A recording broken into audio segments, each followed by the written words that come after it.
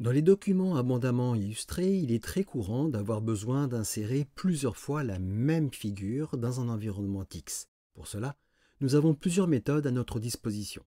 Dans cette séquence, je vais vous en montrer quelques-unes parmi d'autres. Eh bien, voyons tout ceci dans cette séquence.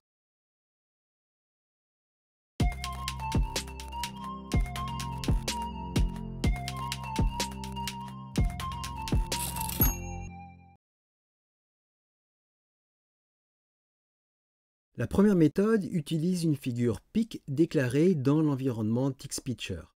Sachez qu'il est parfaitement possible de déclarer des figures PIC et des styles dans le préambule afin qu'ils soient accessibles pour l'ensemble du document. Dans les options de cet environnement TextPicture, nous déclarons une figure PIC qui est nommée Rect. Cette figure PIC est un simple rectangle placé aux coordonnées 0, 0. Bien sûr, vous pouvez créer n'importe quelle figure. Ensuite, nous avons une seule commande draw. Et dans cette commande draw, j'insère 5 occurrences de la figure PIC rec. La première, deuxième, troisième, quatrième et cinquième. Chaque occurrence est placée aux coordonnées qui sont indiquées ici.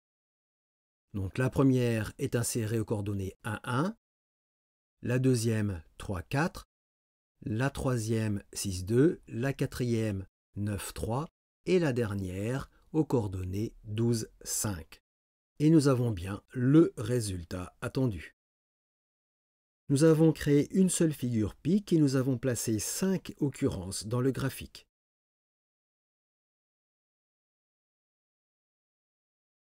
La deuxième méthode proposée va utiliser une commande personnalisée.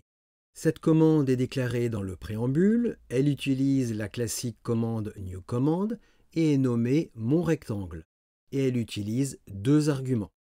Dans cette nouvelle commande, nous avons une simple commande draw qui dessine un rectangle avec des coordonnées polaires et relatives.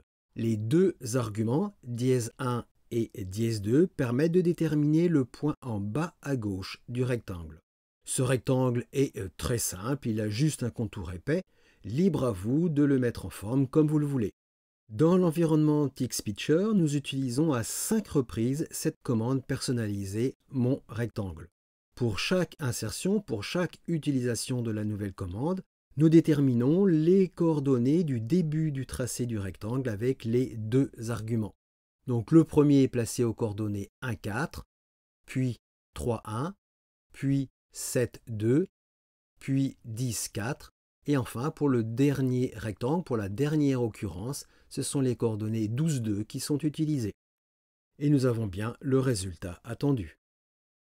Donc voilà une autre solution avec une commande personnalisée insérée dans un même environnement TextPicture.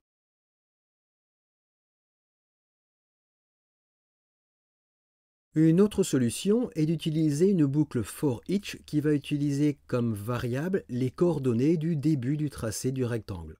Dans la boucle for each, nous déclarons 2 variables, x et y, qui vont être les coordonnées des rectangles. Les 2 variables sont séparées par un simple slash.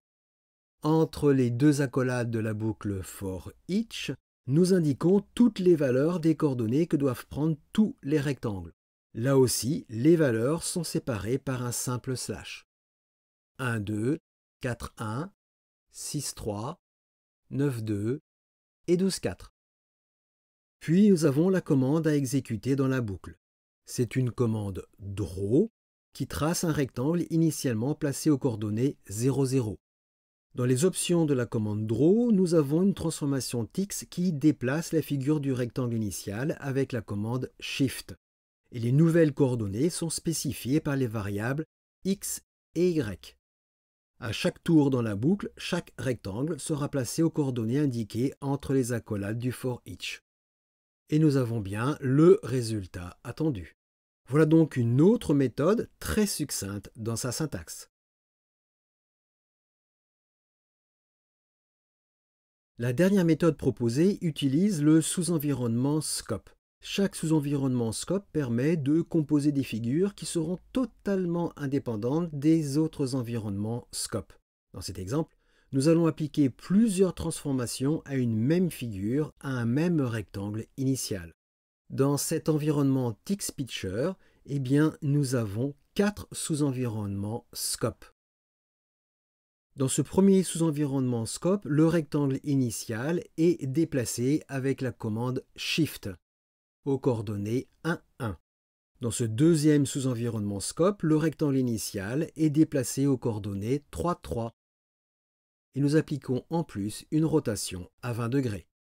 Dans le troisième sous-environnement scope, nous avons un déplacement, une rotation et une mise à l'échelle. Et enfin, dans le dernier sous-environnement, nous avons un déplacement et une rotation. Avec cette méthode, nous avons utilisé à chaque fois le même rectangle initial. Et à ce même rectangle initial, nous avons appliqué des transformations différentes dans chaque sous-environnement scope. Et chaque sous-environnement scope est bien indépendant des autres. Donc voilà différentes méthodes pour dupliquer une même figure initiale dans un environnement TixPitcher. Ces techniques devront bien sûr être complétées avec vos propres contraintes de mise en forme et de composition. Et notez que ces techniques peuvent être mixées entre elles si besoin est. Il ne vous reste plus qu'à appliquer ces techniques à vos propres besoins.